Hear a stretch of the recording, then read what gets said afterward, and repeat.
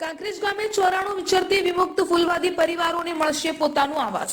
બનાસકાંઠા જિલ્લાના કાંકરેજ તાલુકાના કાકર ગામે વિચરતી અને વિમુક્ત જાતિના 94 ફૂલવાદી પરિવારો માટે પંડિત દીનદયાળ ઉપાધ્યાય આવાસ યોજના અંતર્ગત ખાતમુહૂર્ત કાર્યક્રમ યોજાયો। રાજ્યના માનનીય વન અને પર્યાવરણ મંત્રી શ્રી પ્રવીણભાઈ માળીના હસ્તે આ ખાતમુહૂર્ત કરવામાં આવ્યું હતું। યોજનાના અમલથી લાભાર્થી પરિવારોને પાકું, સુરક્ષિત અને સન્માનજનક રહેઠાણ મળશે। આ આવાસ યોજનાનું નિર્માણ રાજ્ય સરકાર તથા VSSM વિચરતી સમુદાય સમર્થન મંચના સંયુક્ત સહયોગથી કરવામાં આવશે। આ પ્રસંગે મંત્રીશ્રીએ જણાવ્યું કે છેવાડાના અને વંચિત વર્ગના પરિવારોને પાયાની સુવિધાઓ પૂરી પાડવી સરકારની પ્રાથમિકતા છે।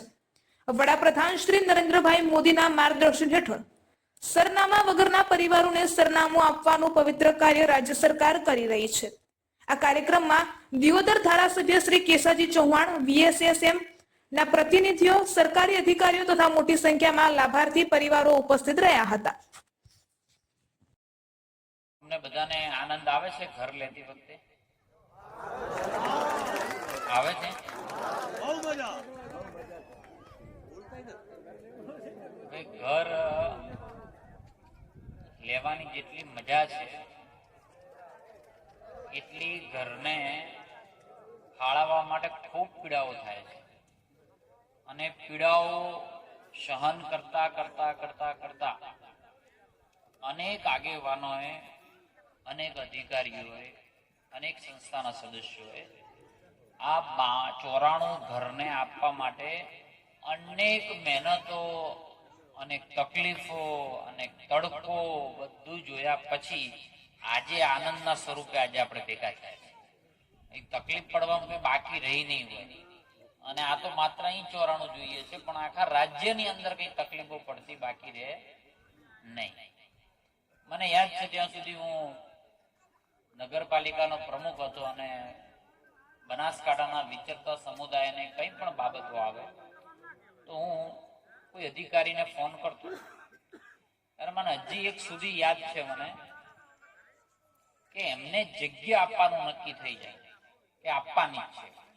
મારે ખાસ કરીને આજે કાકર ગામના સૌ આગેવાનોને અભિનંદન આલવા છે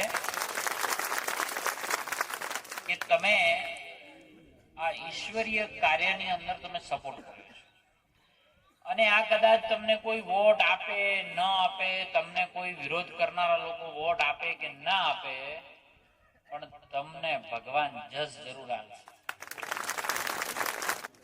અને તમારે પણ જે રહેતા હોય બધા એને આશીર્વાદ આપજો, બરાબર કે નહીં? કે કોમના સહયોગ વગર આપણે રહી શકીએ નહીં।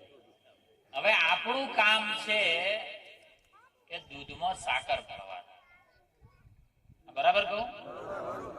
એટલે આ દૂધમાં સાકર કેમ ભળાય?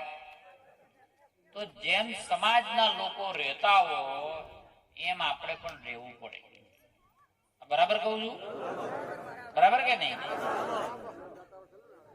તો આપણે એના જેમ ગોમનો હવારે દીકરો જો સવારે ઉઠીને સ્કૂલે જતો હોય તો આપણો દીકરો પણ ત્યાં જવો જોઈએ। ગામની દીકરી જો સવારે ઉઠીને સ્કૂલે જતી હોય તો આપણી દીકરી પણ સ્કૂલે જવી જોઈએ। જો ગામનો દીકરા દીકરી કે વડીલ સવારે ઉઠીને મંદિરે જતા હોય તો આપણે પણ